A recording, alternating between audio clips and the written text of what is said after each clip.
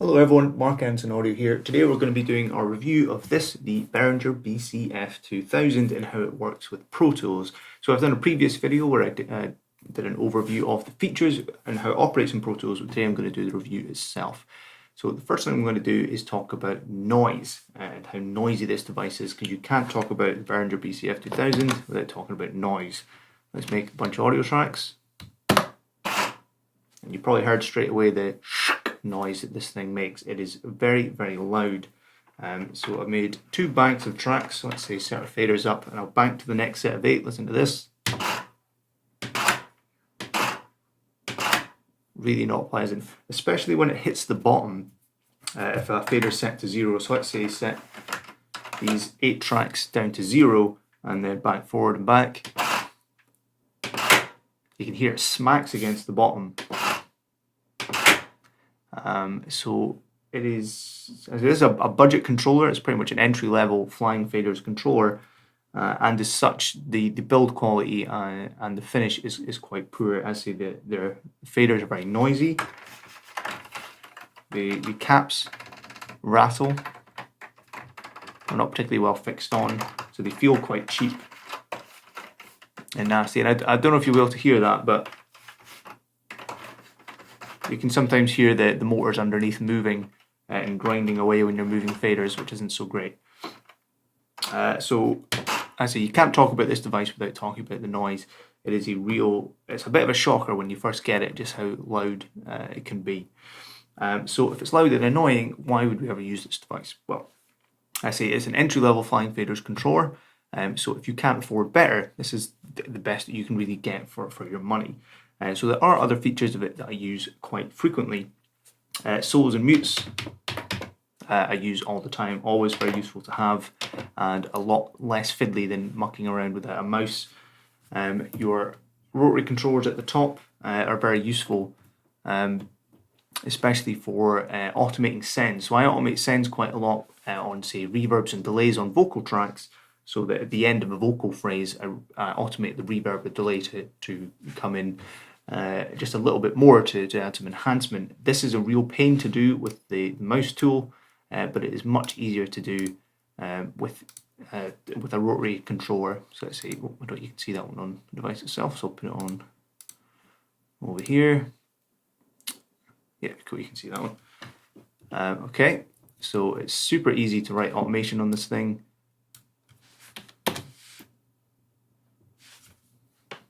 I'll put that down so you can see.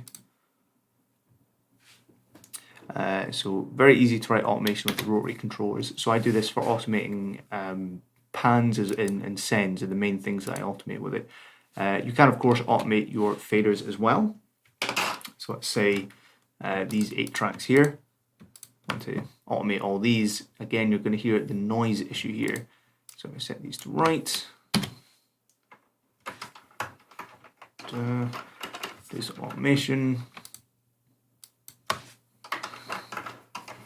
And when we play that back, you'll really be able to hear the motors whirring away.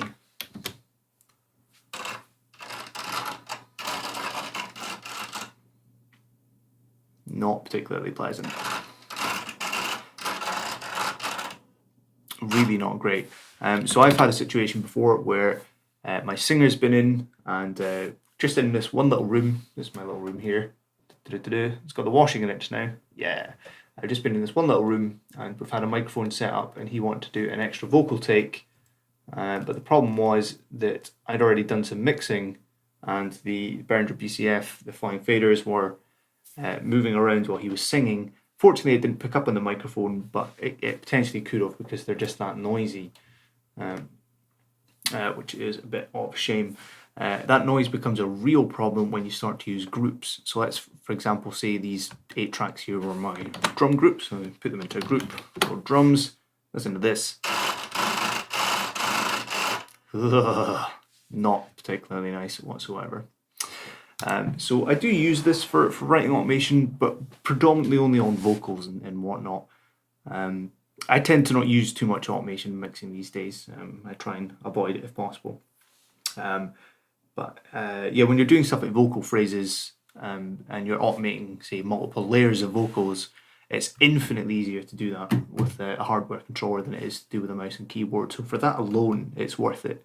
I say if you can get something better, then definitely do. But there is something to be said about just having some sort of control, even if there's kind of caveats and it's quite noisy. Other things I use all the time are the stop and play buttons. Any Pro Tools user will know that you can do the same with the spacebar, but just having another set of buttons is very useful to me. I quite like them. What else have we got here? There's a record button here. I almost never use this because the F12 key on the keyboard will actually just activate record mode and just start playing straight away, which is the shortcut I probably use the most in all my Pro Tools use. Something else I really like is that you can switch record mode on and off by clicking the pots down. Again, I use that absolutely tons, especially if I'm writing myself. Say I've got like some drum beats set up or whatnot, and I've got my guitar plugged into my audio interface, and I'm just jamming away. It's great to be able to switch record modes on and off, solos, mutes, and have my faders to kind of set a level for myself while I'm playing. Much more fun than having to lean over, grab a mouse and keyboard while you've got a guitar hanging on you and big headphones and whatnot. So very useful for that. Beyond that though, there's not too much functionality I really get out of this. There's probably more advanced features available on it that I just don't really use. It's primarily for writing automation, especially on sends and occasionally vocal phrases with faders. And when it comes to mixing, I tend not to do the entire mix on this thing, especially if it's a large complex mix. But it's great for mixing subgroups. So like say mixing your drums, you've got your 8 channels worth of drums, just being able to get that relative balance between them all is really great. Just much easier than trying to do that with the mouse. But I say if you've got a very large session, let's say 32 tracks, and you're constantly banking through like absolutely tons of tracks. So let's say add another 24 audio tracks on here, right? And you've got this bit mixed like this, and this bit mixed like this.